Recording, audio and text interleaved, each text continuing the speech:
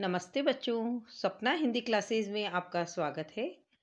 हम अंतरा पाठ्य पुस्तिका का गद्य से पाठ खाना बदोश पढ़ रहे थे, जिसका कुछ अंश हम पढ़ चुके थे। आज हम शेष अंश पढ़ेंगे और इस पाठ के प्रश्न हल करेंगे।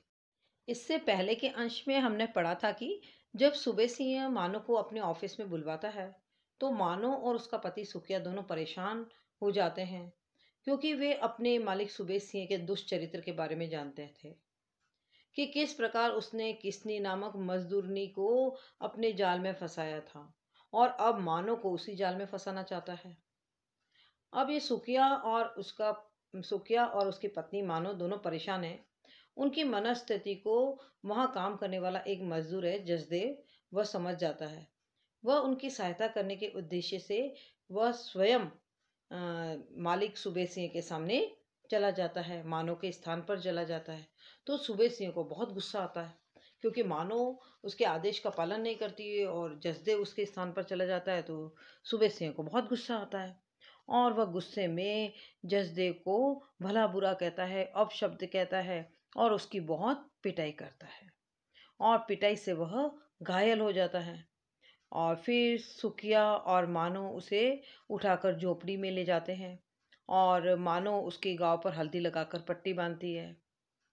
अब जब वह अपनी झोपड़ी में भूखा प्यासा पड़ा था जसदेव, तब मानो अपने हाथ से उसके लिए खाना बनाकर उसको खाने के लिए देने जाती है। जसदेव उसके हाथ का खाना नहीं खाता है, क्योंकि जसदेव जो है वह ब्राह्मण जाति का है और मानो नीची जाति की है। तो जसदेव उसके हाथ का खाना नहीं खाता है। यहाँ तक हमने पढ़ा था। अब इसके आगे का अंश हम पढ़ेंगे। मानो के हाथ की रोटी जसदेव ने नहीं खाई, तो वह अपनी झोपड़ी में आकर बिना कुछ खाए पिए लेट गई, क्योंकि अब उसे चिंता सताई रही थी कि अब तक तो वह अपने घर बनाने का सपना देख रही थी, लेकिन उसे अपने घर के सपने टूटते हुए नजर आ रहे थे। भट्टे पर काम करने वाले सभी खानाबदोशी लोग सुबह सिंह के आचरण से डर चुके थे। डरते डरते सभी ने जैसे तैसे रात काटी।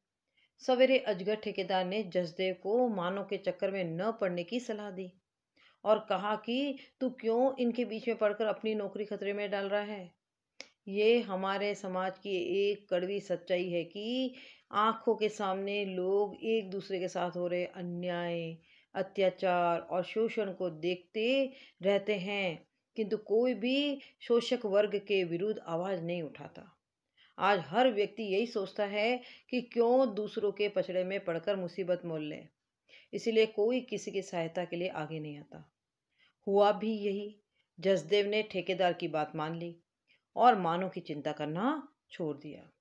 अब सुबह सिंह ने अजगर ठेकेदार को कहा कि मानो और सुखिया को परेशान किया जाए, उनको किसी भी प्रकार की रियायत नहीं दी जाए।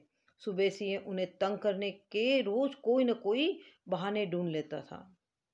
उसने सुखिया से ईंट बनाने का सांचा भी ले लिया और वह सांचा जसदेव को दे दिया। जिस जसदेव ने सुखिया और मानो के दंपत्ति जीवन को बचाने के लिए सुबह सिंह की पिटाई को भी सहन कर लिया था, किंतु आज उस जसदेव का पलड़ा भारी था। इसीलिए वह भी सुखिया और मानो पर हुक्म चलाने लगा और उन्हें परेशान करने लगा। एक दिन जसदेव ने मानो को आदेश दिया कि कल नई ईंटें बनानी है, तो दूसरी कच्ची ईंटें हटाकर जगह बना दे। मानो ने कच्ची ईंटों को सुखाने के लिए उन ईंटों से एक जालीदार दीवार बना दी थी और नई ईंटों को बनाने के लिए जगह खाली करके घर चली गई। किंतु जब अगले दिन सवेरे जल्दी ही ईंटों के भट्टे पर पहुंची, तो वह वहां का दृश्य देखकर आश्चर्यचकित रह गई, क्योंकि वहां उसने जो ईंटें जमाई थी या ईंटों की जो दीवार बनाई थी, उसे किसी ने बेदर्दी से तोड़ दिया था। वह टूटी फूटी ईंटों को देखकर रोने लगी। उसे लगा कि किसी ने उसके पक्की ईंटों के मकान के सपने को धराशायी कर दिया है। अजगर ठेकेदार वहां आया और उसने कहा कि इन टूटी फूटी ईंटों की मजदूरी हम नहीं देंगे, क्योंकि अब ये हमारे किसी काम की नहीं है। सुखिया सारा माजरा समझ गया कि ये सब इन लोगों की चाल है, हमें परेशान करना चाहते हैं। इसलिए सुखिया ने मानो का हाथ पकड़कर कहा कि ये लोग हमारा घर नहीं बनने देंगे। वे दोनों उस भट्टे को छोड़कर खाना बदोश की तरह लक्ष्यहीन मार्ग पर चल पड़े। उस समय जसदेव की चुप्पी ने उनके विश्वास के टुकड़े टुकड़े कर दिए थे।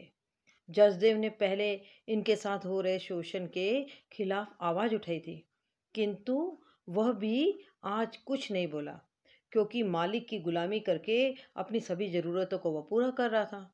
वह मालिक के खिलाफ जाना नहीं चाहता था। कहानी यहाँ समाप्त होती है। अब इस कहानी में हम कहानीकार का उद्देश्य देखेंगे। इस कहानी में कहानीकार समाज की मजदूर वर्ग की गरीबी, असुरक्षा और पूंजीपति वर्ग द्वारा उसके शोषण को सामने लाना चाहता है। कहानीकार चाहता है कि मजदूर परस्पर संगठित हो और अपने साथ होने वाले अन्यायों के विरुद्ध आवाज उठाए।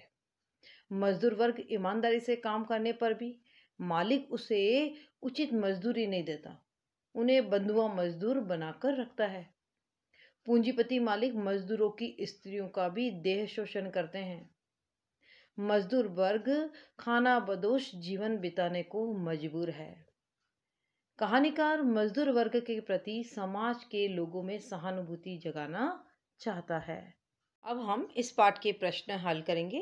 पहला प्रश्न है, जसदेव की पिटाई के बाद मजदूरों का समूचा दिन कैसा बीता? इसका उत्तर होगा, जब सूबे सिंह ने जसदेव की बहुत पिटाई करी थी तो सभी मजदूर लोग डर गए थे। उन्हें लग रहा था कि सूबे सिंह किसी भी वक्त लौट कर आ सकता है।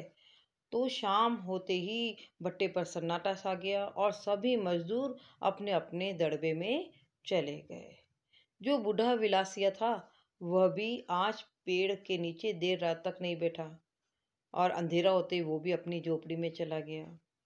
और किसनी के दड़बे में से ट्रांजिस्टर की आवाज भी नहीं आ रही थी। प्रश्न नंबर 2, मानो अभी तक भट्टे की जिंदगी से तालमेल क्यों नहीं बैठा पाई थी? इसका उत्तर होगा, सुखिया और मानो जिस कारण अपना घर छोड़कर शहर भट्टे पर काम करने आए थे, यहाँ की स्थिति तो और भी दुखदायी थी। मजदूरों को रहने के लिए मकान नहीं थे, केवल दड़बे नुमा छोटी छोटी झोपड़ियां थी जिनमें प्रकाश का भी अभाव था। और शाम होते होते चारों ओर सन्नाटा फैल जाता था। दिन भर के थके मजदूर अपने अपने दड़बे में घुस जाते थे। आपस में सुख दुख बांटने वाला भी कोई नहीं था। चारों तरफ जंगल था, इस कारण सांप बिच्छू का भी डर लगा रहता था। ईंटों को जोड़कर बनाए हुए चूल्हे पर खाना पकाना पड़ता था। सुख सुविधाओं का भी अभाव था, काम की भी निश्चितता नहीं थी। इस प्रकार मानव का भट्टे की जिंदगी से तालमेल नहीं बन पाया था। प्रश्न नंबर 3, असगर ठेकेदार के साथ जसदेव को आता देखकर सूबे सिंह क्यों बिफर पड़ा और जसदेव को मारने का क्या कारण था? इसका उत्तर होगा, जब सूबे सिंह मानो को अपने ऑफिस में बुलवाता है तो मानो और उसका पति सुखिया दोनों परेशान हो जाते हैं, क्योंकि वे अपने मालिक सूबे सिंह के कुचरित्र के बारे में जानते थे कि किस प्रकार उसने किसनी नामक मजदूरी को अपने जाल में फंसाया था और अब मानो को उसी जाल में फंसाना चाहता है। तब उनके साथ काम करने वाले जसदेव उनके दाम्पत्य जीवन को बचाने के लिए मानो के स्थान पर स्वयं ठेकेदार के साथ सूबे सिंह के पास चला गया। तो सूबे सिंह को लगा कि मानो ने उनकी आज्ञा का उल्लंघन किया, तो सूबे सिंह को बहुत गुस्सा आया। तब उसने जसदेव को बोला कि मैंने तुझे कब बुलाया था? तब जसदेव ने उन्हें कहा कि मैं आपका सब काम कर दूंगा। सूबे सिंह ने उसको अपशब्द कहे और उसकी इतनी पिटाई की वह अधमरा हो गया। प्रश्न नंबर 4, जसदेव ने मानो के हाथ का खाना क्यों नहीं खाया? इसका उत्तर होगा, जसदेव ब्राह्मण जाति का था और घर के संस्कार ऊंच नीच का भेद वह अच्छी तरह समझता था और मानो जो थी वह नीची जाति की थी। उसका छुआ खाना जसदेव नहीं खाना चाहता था, इसीलिए उसने मानो के द्वारा लाए गए खाने को नहीं खाया। प्रश्न नंबर 5, लोगों को क्यों लग रहा था कि किसी ने जानबूझकर मानो की ईंटें गिरा कर रौंदा है? इसका उत्तर होगा, मानो और सुखिया बहुत मेहनत करके कार्य करते थे। सूबे सिंह ने गलत नज़र से मानो को अपने पास बुलाया था किंतु मानो ने उसकी आज्ञा का उल्लंघन किया और वह सुबह सिंह के पास नहीं गई। इस कारण सुबह सिंह किसी न किसी कारणवश उसे परेशान कर रहा था और इस बात को वह वहां पर रहने वाले सभी मजदूर लोग भी जानते थे। मानो ने बहुत परिश्रम करके और ईंटों की एक दीवार तैयार की थी। जब वो सुबह जाकर वहां देखती है तो सारी ईंटें जो है टूटी फूटी पड़ी है, किसी ने उन्हें तोड़ दिया है, तो वो खूब रोती है। सब मजदूरों ने देखा कि ईंटें जमीन पर गिरी हुई है और देखकर प्रतीत हो रहा था कि इन्हें जानबूझकर रौंदा गया है, क्योंकि रात भर में न तो कोई आंधी तूफान आया था, ना कोई जंगली जानवर। फिर कैसे सभी ईंटें टूटी फूटी अवस्था में हैं? सभी जानते थे कि यह सुखिया और मानो से बदला लेने के लिए सूबे सिंह द्वारा करवाया हुआ काम है। इसीलिए सबको ऐसा लग रहा था कि किसी ने जानबूझकर मानो की ईंटें गिराकर उसे रोंद डाला है। प्रश्न नंबर 6। मानो को क्यों लग रहा था कि किसी ने उसकी पक्की ईंटों के मकान को धराशायी कर दिया है? इसका उत्तर होगा, मानो पक्की ईंटों से बने घर की कल्पना को साकार करने के लिए दिन रात मेहनत करती थी। उसका पति सुखिया भी उसका साथ दे रहा था ताकि वह दिन रात मेहनत करके पैसा जमा कर सके और अपना पक्की ईंटों से अपना घर तैयार कर सके। तो मानो ने पसीना बहाकर ईंटें थापी थी। बड़ी लगन से उसने दीवार के रूप में उन्हें खड़ा किया था। जब उसने जिस दीवार के रूप में ईंटों को खड़ा किया था, उस ईंटों को किसी ने तोड़ दिया। तो उसे लगा जैसे ये ईंटें नहीं तोड़ी गई है, बल्कि किसी ने उन ईंटों से बना उसका पक्का मकान ही गिरा दिया है। उसकी सारी मेहनत, उसके सपने, सब कुछ सुबह सिंह ने तहस नहस कर डाले थे। प्रश्न नंबर 7। चल ये लोग म्हारा घर ना बनने देंगे। सुखिया के इस कथन के आधार पर कहानी की मूल संवेदना को स्पष्ट कीजिए। इसका उत्तर होगा कि इस कहानी की सुखिया और मानो शोषित मजदूर वर्ग के प्रतीक हैं। सूबे सिंह तथा असगर ठेकेदार शोषक वर्ग के प्रतीक हैं। कहानी की मूल संवेदना उस परिश्रमी मजदूर वर्ग का चित्रण करना है जो शोषण और यातना का शिकार है और मेहनत मजदूरी करके भी अपनी गुजर बसर नहीं कर पा रहा है। यदि मजदूर वर्ग लगन तथा ईमानदारी के साथ मजदूरी करना चाहता है तो सूबे सिंह और असगर जैसे शोषक उन्हें काम नहीं करने देते, उन्हें इज्जत के साथ जीने नहीं देते। लेखक ने यह स्पष्ट किया है कि मजदूर वर्ग आज भी जातिवादी मानसिकता से उभर नहीं पाया है। कहानीकार दलित शोषित वर्ग के प्रति मानवीय संवेदना जगाना चाहता है। कहानी की यही मूल संवेदना है। प्रश्न नंबर 8। खाना बदोश कहानी में आज के समाज की किन किन समस्याओं को रेखांकित किया गया है? इन समस्याओं के प्रति कहानीकार के दृष्टिकोण को स्पष्ट कीजिए। इसका उत्तर होगा, खाना बदोश कहानी शोषित मजदूर वर्ग की दर्दनाक कहानी है। कहानीकार ने आज के समाज की कुछ महत्वपूर्ण समस्याओं का इसमें चित्रण किया है। आज के समाज में बेरोजगारी की बड़ी भयंकर समस्या है। मजदूर वर्ग विवश होकर अपना घर छोड़कर दूसरी जगह मजदूरी करने जाते हैं। घर से दूर जाकर मजदूरों को बहुत अधिक कठिनाइयों का सामना करना पड़ता है। परिश्रम करके भी वे अच्छी तरह जीवन यापन नहीं कर पाते हैं। अभावों में ही उनको जीना पड़ता है। उन्हें मालिक के अभद्र व्यवहार को भी सहन करना पड़ता है। उनके मालिक उनके साथ अन्याय, अत्याचार, शोषण सब कुछ करते हैं, किंतु वे चुपचाप सहते रहते हैं, गुलामी का जीवन यापन करते हैं। मालिक के डर से मजदूर वर्ग में एकता भी नहीं होती है। कहानीकार ने इस कहानी में इन सभी समस्याओं का वर्णन किया है। लेखक को मजदूरों के प्रति सहानुभूति है और लेखक चाहते हैं कि मजदूरों के रहने की अच्छी व्यवस्था होनी चाहिए। मजदूरी करने वाली स्त्रियों का देश शोषण न हो, उन्हें समय पर और अच्छी मजदूरी मिले। मालिक मजदूरों के साथ मानवीय व्यवहार करे, मजदूरों को अकारण परेशान न करे। मालिक और मजदूर के बीच सहानुभूतिपूर्ण व्यवहार होना चाहिए। प्रश्न नंबर 9। सुखिया ने जिन समस्याओं के कारण गांव छोड़ा, वही समस्या शहर में भट्टे पर उसे झेलनी पड़ी। मूलतः वह समस्या क्या थी? इसका उत्तर होगा, जिन समस्याओं से परेशान होकर उसने अपना गांव छोड़ा था, वे शहर में भी उसका पीछा नहीं छोड़ रही थी। इन समस्याओं में सबसे अधिक चिंतित करने वाली समस्या थी दुष्चरित्र ठेकेदारों और मालिकों से मानव की सुरक्षा। सुकिया ने महेश की पत्नी किसनी के साथ हुए कांड को देखा था। यह संकट अब मानो पर आ पहुंचा था। सुकिया के सामने मूल समस्या अपने आत्मसम्मान को और स्त्री की इज्जत को बचाने की थी। वह सूबे सिंह के सामने समर्पण करने को तैयार भी नहीं था। इसलिए खाना बदोश बने रहने के अलावा इस समस्या का और कोई समाधान सुकिया को नहीं सूझ रहा था। इसीलिए उसने उस काम को छोड़कर कहीं और चला गया। प्रश्न नंबर 10, स्किल इंडिया जैसा कार्यक्रम होता तो क्या तब भी सुकिया और मानव को खाना बदोश जीवन व्यतीत करना पड़ता?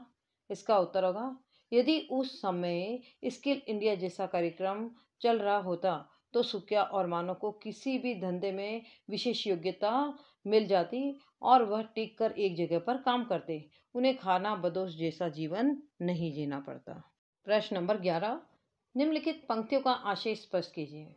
अपने देश की सूखी रोटी भी प्रदेश के पकवानों से अच्छी होती है। इसका आशय स्पष्ट करना है। इसका आशय है कि यह कथन मानव का है जो पति के साथ भट्टे पर काम करने आई है। उसका कथन है कि जो संतोष अपने घर पर रहकर रूखी सूखी रोटी खाने में प्राप्त होता है वह परदेश में रहकर भी नहीं मिल पाता। बड़े लाभ के लिए परदेश में जाने पर परेशानियां अधिक होती है। रहने और खाने की अच्छी सुविधा भी नहीं मिलती। भट्टे के माहौल को देखकर मानव ने यह बात सुकिया से कही थी। प्रश्न नंबर 11 का ख है, इतने ढेर से नोट लगे हैं घर बनाने में, घाट में नहीं है पैसा, चले हाथी खरीदने। इसका आशय होगा, मानो गांव में एक पक्का मकान बनाना चाहती थी। उसने अपनी इच्छा सुकिया के सामने रखी। सुकिया ने उसे समझाते हुए कहा कि पक्का मकान बनाना आसान नहीं है, उसके लिए बहुत सारे रुपए लगते हैं, यह हमारे बस की बात नहीं है। जैसे एक गरीब आदमी हाथी नहीं खरीद सकता, उसके लिए अधिक रुपए चाहिए, इसी प्रकार हमारे लिए मकान बनाना हाथी खरीदने के समान है। हम मजदूरी करके मकान नहीं बना सकते। प्रश्न नंबर 11 का ग है, उसे घर चाहिए था पक्की ईंटों का, जहां वह अपनी गृहस्थी और परिवार के सपने देखती थी। इस पंक्ति का आशय है, भट्टे से निकली लाल लाल पक्की ईंटों को देखकर मानव के मन में अपना मकान बनाने की इच्छा जागृत हो गई।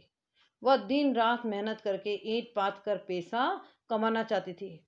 वह भी पक्के मकान में अपने परिवार के साथ सुख से जीवन व्यतीत करने की कल्पना करती थी। इसी कारण वह अधिक परिश्रम करती थी।